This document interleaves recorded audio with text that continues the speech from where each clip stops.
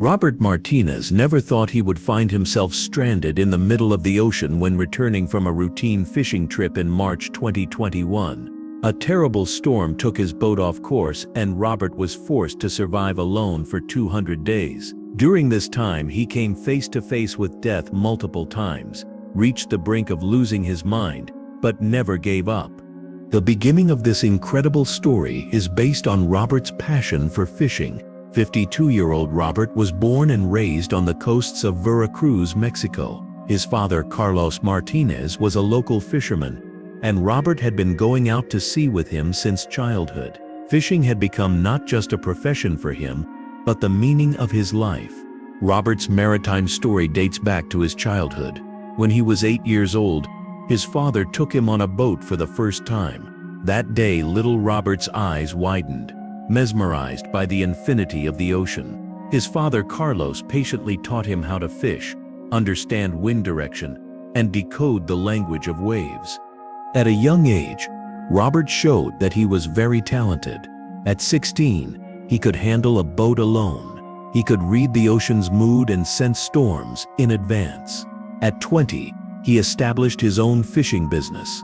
The name Robert Martinez was spoken with respect at Veracruz Harbor. Robert had known the sea very well since he was young. He knew what fish were where, at what time, and could understand weather conditions from wind and waves. His friends called him the master of the sea, because Robert was in harmony with the ocean, as if he could talk to it. This special talent would bring him both luck and misfortune. In 1995, Robert married a beautiful woman named Maria Elena. Maria was a local teacher and understood and supported Robert's passion for seamanship. The couple had 2 children, Elena and Carlos. Both loved the sea like their father, but didn't want to fish. Elena was studying to be a teacher at university, and Carlos was in his senior year of high school. Robert would wake up at 4:30 every morning, drink the coffee Maria prepared, and head to the boat. The same routine every morning, checking the boat, checking fuel, checking weather conditions. Then he would leave the harbor and stay at sea until evening. He had maintained this routine without interruption for 30 years. Over the years, Robert bought his own small boat. This 8-meter boat, named Rosa Maria, was the center of his life. He named the boat after his wife.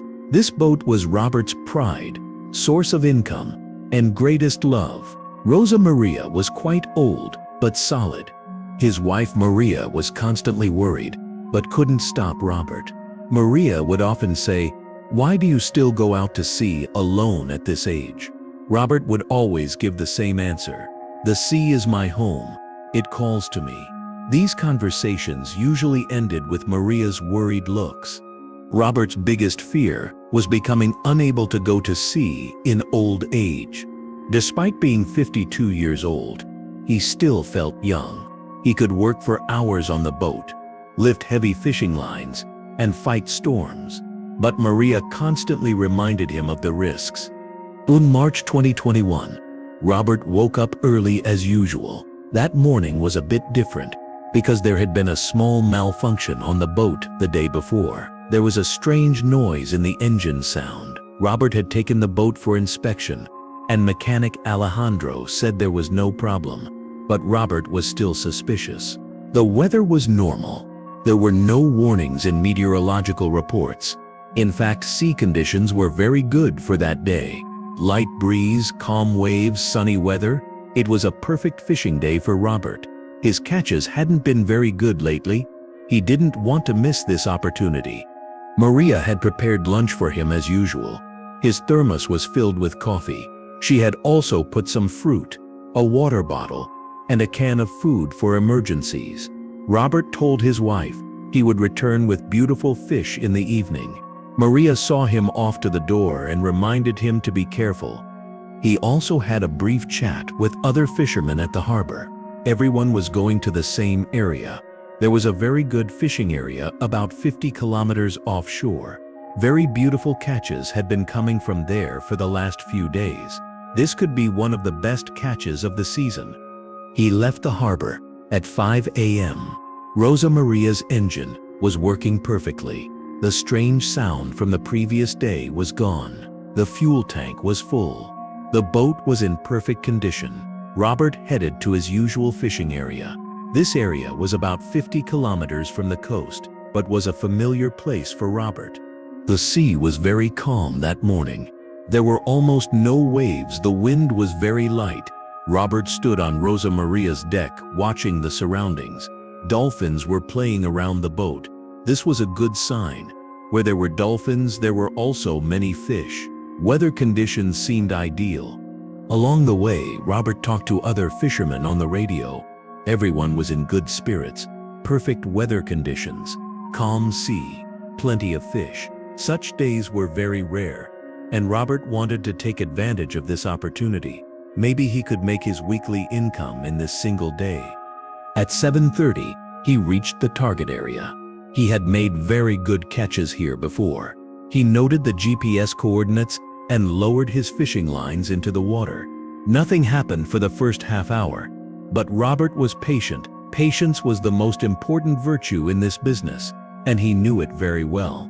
The first few hours were very productive. Robert caught many fish, large yellowfin tuna, sea bass, even a few bluefin tuna. The baskets were starting to fill. This was one of those fishing days that would be remembered for months. Beautiful fish began to accumulate in the boat's holds. Around 10 o'clock, Robert took a short break. He sat on the boat's deck and ate the sandwich Maria had prepared. He looked around and saw other fishing boats. Everyone seemed to be having good catches. The voices coming from the radio confirmed the same thing. During lunch, while drinking his coffee, he felt very happy. He thought it would be a beautiful fishing day. There were very beautiful fish in the boat's holds. Today's catch would cover at least a week's income. Maybe he was experiencing the best day of the month. Robert listened to the weather report on the radio. Meteorology said everything was normal. Calm weather would continue until evening. Wind would remain light. Waves wouldn't grow. Robert relaxed and continued fishing. At 12 p.m., he caught a large yellowfin tuna. He struggled a lot while pulling it to the boat. The fish was more than 15 kilos. This fish alone would cover half of his daily earnings. Robert was very pleased, but the real surprise would come towards evening. Around 2 p.m., the situation suddenly changed. Dark clouds began approaching from the distance. These clouds were not in the meteorological report. They seemed to appear out of nowhere. Robert was an experienced fisherman and understood that these clouds were dangerous. The shape and color of the clouds worried Robert greatly. They were dark gray, almost black. They were moving very fast and rapidly covering the sky. These were sudden storm clouds and very dangerous. Robert had seen such clouds before and knew their consequences. Robert immediately talked to other fishermen on the radio. They had also seen the same clouds and were worried. Everyone decided to return to harbor immediately. But these clouds were coming very fast, and they all might not make it. He immediately decided to abandon his catch and return to harbor. He collected the fishing lines, placed the fish in boxes, prepared the boat for the return home. But the clouds were really approaching very fast. Now it was a race against time, and Robert seemed to be losing. But the storm was coming very fast. Robert opened the engine to full throttle, but realized he wouldn't make it. Wave height was rapidly increasing. Wind was strengthening. Temperature had suddenly dropped. The sky had darkened. Robert muttered, "This storm came very suddenly. Looks dangerous." At 3 p.m., the first raindrops began. But these weren't normal rain. They were very large and hard drops. Wind also began to increase. Robert was being careful not to lose control of the boat, but the situation was getting worse and worse. At 3:30 p.m., the storm began with full force. Waves were rising, 5-6 meters. Wind had reached 80 kilometers per hour. Robert's boat was shaking like a small toy. The engine sound was lost in the roar of the wind. Rosa Maria was resisting but struggling. The rain was so heavy that it was impossible to see 2 meters ahead. Robert was trying to find direction with the compass, but waves were constantly turning the boat. GPS couldn't get a signal. Radio wasn't working. The boat was now completely at nature's mercy. At 5 p.m., greater danger appeared. He noticed there was a leak in the boat's fuel tank. Due to the storm's effect, the fuel tank cap had opened and fuel was flowing into the sea. This was very dangerous because he could run out of fuel. Robert tried to close the fuel tank in the middle of the storm. For 2 hours, Robert fought the storm. He tried to call rescue teams with the radio, but couldn't get a signal. The boat was out of control. Being pushed by waves, Robert was trying to hold onto the helm, but couldn't control the boat. Every passing minute was making the situation worse. In the evening hours, an even greater disaster occurred. A giant wave flipped Rosa Maria upside down. Robert fell into the sea, and his boat was thrown several meters away. To avoid drowning in the cold water, he began swimming toward the boat. It was the most critical moment of his life. The water was very cold. Robert's breath was cut off. While trying to reach the boat, waves constantly pushed him back. He had clothes on, and swimming was difficult. But without the boat, death would be certain. This life and death struggle would last for hours. Fortunately, the boat hadn't completely sunk. It was upside down, but still floating on the water. Robert managed to grab onto the boat with great difficulty. Waves constantly hit him, trying to make him fall off the boat. He knew this would be the hardest night of his life. He stayed in this position throughout the night. Robert was under the boat, in cold water, fighting waves. He risked losing his hands and falling off the boat many times. The first signs of hypothermia had begun, but Robert was resisting. He fought against the waves until morning. Robert was shivering in wet clothes, but wouldn't let go of the boat. The feeling in his hands was gone. His fingers were showing a tendency to turn purple. These were the first signs of hypothermia, but he wasn't giving up. When dawn broke, the storm finally began to calm down. Waves were getting smaller. Wind was lightening, but when he looked around, Robert experienced a great shock. He couldn't see the coast anywhere. There was only blue ocean 360 degrees around. The nightmare scenario had begun. Robert was a very experienced sailor, but had no idea where he was now. The storm had taken him off course and dragged him into the depths of the ocean.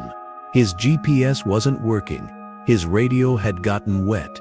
He was completely alone and lost. On the first day, Robert focused on fixing the boat. With great effort, he managed to flip Rosa Maria right side up. This was a very difficult process because the boat was filled with water and had become very heavy. He struggled for several hours but succeeded. The inside was completely filled with water. He began emptying the water with buckets. There were several buckets on the boat, but this process took hours. He pumped water until sunset. Finally, the boat became usable again, but the real problems were just beginning. When he checked the engine condition, he experienced great disappointment. The engine was completely broken. Salt water had destroyed the electrical system. The fuse box had burned. Cable connections had corroded. Although Robert knew a bit about machinery, it was impossible for him to repair this damage. On the second day, Robert fully grasped the seriousness of the situation. There was no fuel. The engine wasn't working. Communication systems were broken. Worst of all, he didn't know where he was. Around him was only blue ocean. No land was visible. Facing this reality was very difficult. The food situation was also critical. There was only a packet of crackers and a few cans of food on the boat. The sandwiches Maria had prepared had gotten soaked in the storm and become inedible. The water supply was also very low. He had to make plans. Robert knew he had to use water and food very carefully. He had to eat only one meal a day and drink very little water, he might stay here for days, even weeks. This thought scared him a lot. He examined the boat's condition in detail. There were several cracks in the hull, but they weren't dangerous. The sail system was damaged, but could be repaired. The magnetic compass was working, which could help him find direction to some extent. From the third day on, Robert established his daily routine. In the mornings, he would scan the horizon looking for ships or planes. At noon, he would maintain the boat, and in the evenings, he would write in his diary. This routine kept him psychologically stable. Writing in his diary was very important for Robert. He recorded what he experienced, which day, what weather, what he ate, what he saw. This diary protected him from going crazy and helped him keep track of time. It also served as a message to his family. The first week, Robert was constantly hopeful. He thought he could see a rescue ship at any moment. He tried to repair the radio and turned on signal lights, but no ships passed. It was as if he was in the most deserted part of the ocean. Nights were very difficult. Robert tried to sleep inside the boat, but couldn't sleep because he was shivering from cold. His clothes were still damp. He had no blankets. The danger of hypothermia was constant. Every night, he flirted with death. The second week, his morale began to break down. Food supplies were rapidly decreasing. Robert began eating only one meal a day. The water situation was even more critical. He prayed for rain. Thirst was his greatest enemy. During this time, Robert noticed something interesting. The boat's direction of movement constantly changed. Sometimes it drifted south, sometimes east. This was the effect of ocean currents. Maybe these currents could take him to shore, but he didn't know where he was going. At the end of the third week, he had great luck. Thunderous rain began. Robert immediately took out pots, buckets, everything. He began collecting rainwater. This rain provided him with water for several more weeks. It was a life-giving miracle. During the rain, Robert was very careful. He cleaned the water containers and didn't drink the first minutes of rainwater because it could carry dust from the boat. He only collected clean rainwater. This water would give him life for days. This rain also cleaned the boat. Salt that had accumulated for days dissolved. The boat was in better condition. Robert also cleaned himself personally. He hadn't been able to wash for weeks, and this was affecting his health. In the fourth week, food ran out completely. Robert now had to catch fish. There were fishing tackle on the boat, but catching fish in deep waters wasn't easy. He couldn't catch anything for the first few days. Hunger was becoming a real threat. Fishing required a lot of patience. Robert spent most of the day with fishing lines, but fish lived very deep. He had nothing to use as bait. His techniques were insufficient. Finally, he caught a small fish. He used the first fish as bait to try to catch bigger fish. This method worked. The small fish was very good bait for big fish. Nature's laws began to work. Finally, he learned to fish. He ate small fish raw. It tasted terrible and made his stomach turn, but it was necessary to survive. Robert thought, "These fish keep me alive. I can't complain." Eating raw fish was very difficult at first. It made his stomach turn and gave him the urge to vomit.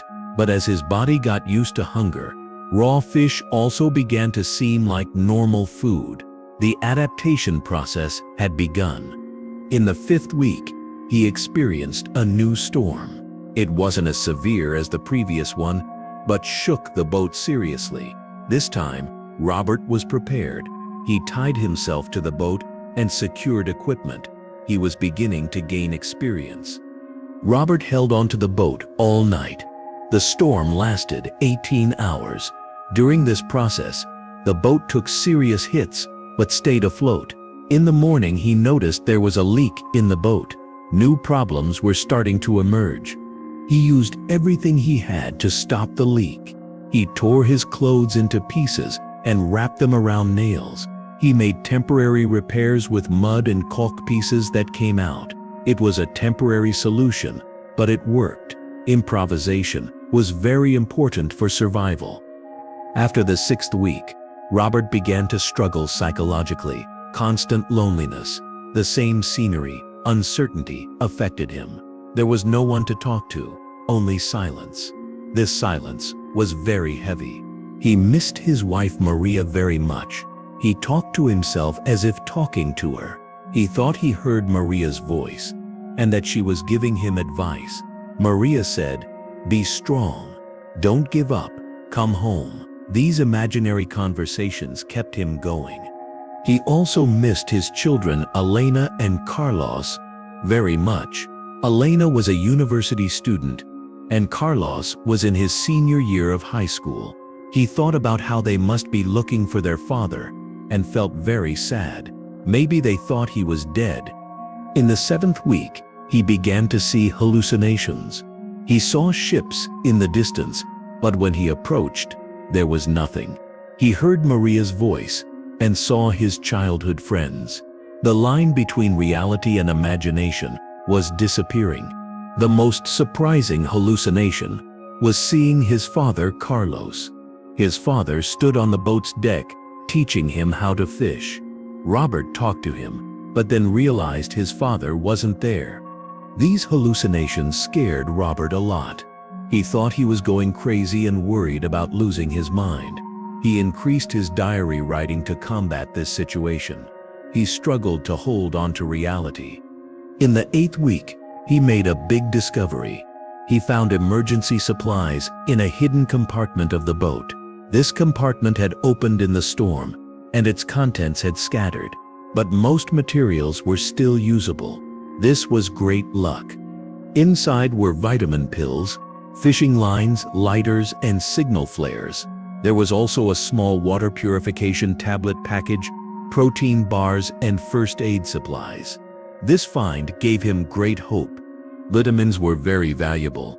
He hadn't been able to get vitamins for weeks. His body's resistance was very low. Protein bars were also very important. These nutrients could sustain him for several more weeks. In the 9th week, he began to see the effects of vitamins. His body's resistance increased, and he felt more energetic. His fishing skills also improved. Now he could catch at least 1 fish per day. He began catching bigger fish. He dried fish meat in the sun and stored it. This way he could stock food for several days. His nutritional situation was beginning to improve. During this period, fish variety also increased. He caught different types of fish and learned which were more nutritious. Some fish tasted better, others were more filling. In the 10th week, he experienced great hope. A plane passed in the distance. Robert fired signal flares, waved, and shouted. The plane seemed to see him and turned, but then moved away. Maybe they had located his position. Robert got very excited that day. If the plane saw him, rescue teams might be on the way. He scanned the horizon for hours, waiting for rescue ships. But nothing came. The disappointment was very great. When evening came, Robert was disappointed. The plane hadn't seen him or couldn't determine his position. But he didn't give up. At least he understood he was on an airline route. In the 11th week, his hopes were completely crushed. No rescue ship came. Robert realized the plane hadn't seen him. This situation made him very sad, but he didn't give up. He would survive and return home. At this point, Robert went through a very difficult period psychologically. He was falling into despair and beginning to think about death. But every time his family came to mind, Maria, Elena, Carlos were waiting for him. Robert made a promise to himself. No matter what, he would survive and return to his family. This promise gave him strength and renewed his will to fight. From the 12th week on, Robert noticed climate change. The weather was getting warmer. The sun was stronger. Night temperatures were higher. This showed he was in tropical regions. This climate change was both good and bad. The good side was there was no longer a danger of freezing. The bad side was thirst became more of a threat. He consumed more water in the heat. The inside of the boat was also getting very hot now. During the day, he had to stay on deck. There was a risk of sunstroke, but the inside of the boat was unbearably hot. In the 13th week, birds landed on the boat. This was very valuable for Robert. Birds lived in places close to land. Maybe an island or coast was nearby. But after the birds left, nothing was visible again. Birds were also a new food source. Robert tried to catch them but couldn't succeed. Birds were very agile, and he had become very weak. Bird droppings were also useful. Robert began using them as fish bait. Bird droppings attracted fish very well. Hunting success increased. In the 14th week, the crack in the boat grew. Water entry increased. Robert had to constantly pump water. He didn't know how much longer the boat would last. This crack was very dangerous. If the boat sank, he would have no chance left. Robert used every material he had to close the crack. His clothes, plastic pieces, everything. The boat's general condition was getting worse and worse. Wood pieces were starting to rot. Metal parts had rusted. Rosa Maria was now a shadow of its former self. In the 15th week, he caught a big fish. He struggled a lot while pulling it to the boat, but succeeded. This fish was more than 20 kilos. This fish would last him several weeks. Processing such a big fish was very difficult. He cut the meat into pieces and began drying it in the sun. It smelled very bad, but was a very important protein source. He also used the fish skin. He used it to make water containers and close holes in the boat. He couldn't waste anything. In the 16th week, he suffered severe illness. His stomach was upset, and he had a fever. Maybe he had eaten spoiled fish or caught a tropical disease. He was in very bad condition for several days. During this illness, Robert came to the brink of death. His fever reached 40 degrees. He began losing consciousness. Hallucinations increased even more. He thought he was going crazy. At the worst moment of the illness, Robert saw his family. Maria, Elena, Carlos were next to him on the boat. He talked to them, thinking he was at home. But then he understood the truth and became very sad. In the 17th week, he began to recover, but he had become very weak. He didn't have a mirror, but when he touched himself, he could feel his bones. He had lost at least 30 kilos. In the 20th week, he began to see new types of fish, colorful tropical fish. This definitely showed they had come to a different region. While drifting in the ocean, he might have gone south. In the 25th week, he saw dolphins. A pod of dolphins began swimming around the boat. Robert was very moved watching them. He was seeing other living beings for the first time in months. In the 26th week, a big change occurred. The color of the sea changed. It had become lighter blue. It was different from the dark blue of the deep ocean. This showed he was approaching shallow waters. From the 30th week on, he began counting months instead of weeks. He had entered his 7th month. Keeping a calendar was psychologically very important. At the beginning of the 8th month, the boat suffered serious damage. A large crack opened. Robert pumped water day and night to prevent the boat from sinking. In the 12th month, the first year was complete. Robert had spent exactly 12 months on the boat. He had changed a lot during this period. His hair had grown long, his beard had grown, he had lost a lot of weight. In the 13th month, he made a big discovery. He saw ship smoke in the distance. This time, it wasn't a hallucination. It was real ship smoke. Robert signaled with all his strength. In the 14th month, the ship finally approached. It was a cargo ship. Those inside saw Robert and were amazed. He had been living alone on a small boat for 14 months. It was an incredible story. The rescue operation was carried out carefully. Robert was very weak and couldn't walk. The ship's doctor gave him first aid. Then he was taken to the hospital. A long treatment process began at the hospital. Robert had lost 40 kilos. He had vitamin deficiency, muscle loss, and skin problems, but he was alive.